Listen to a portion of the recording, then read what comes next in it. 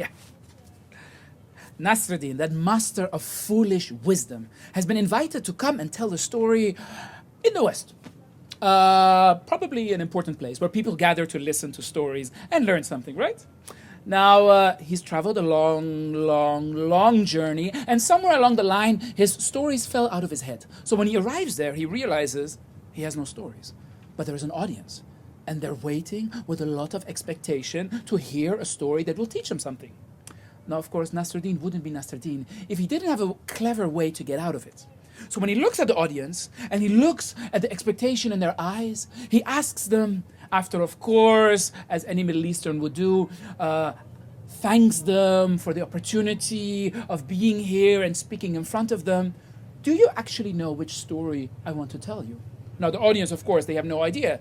And this is what they say. No, Nasreddin, we have no idea. And then, indignant, he says, what? You don't have an idea?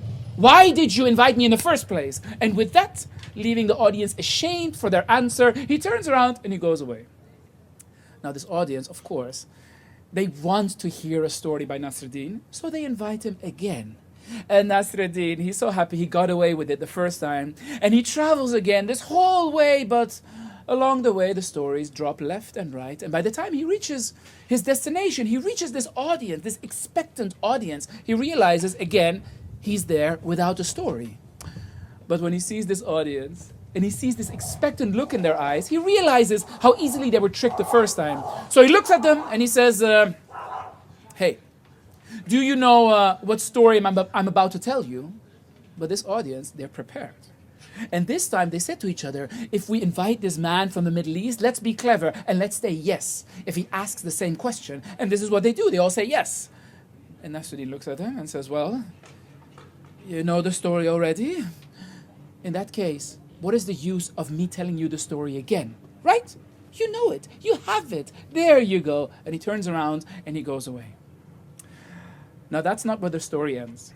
Because this audience, they invite him for a third and a last time. And this time, they want to beat this old man from the Middle East. They want to beat his cleverness. And they say, listen, when he asks us, do you know the story? One half is just going to say yes, and the other half is going to say no. Okay? And then he has to tell it.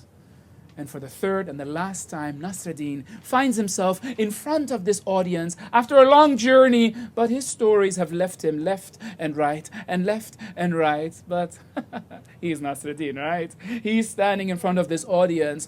And for the third and the final time, he says, oh, audience, what an incredible honor to be invited by you and share my stories and my wisdom and my experience and everything that I have to give you from my long life.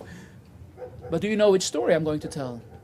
Now, the moment he asks that, half the audience suddenly goes, yes, Nasreddin, of course we do. While the other half goes, no, Nasreddin, we have no idea.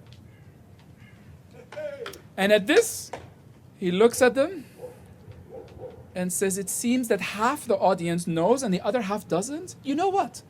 If the half that already knows it tells the story to the other half that doesn't, my work here is done.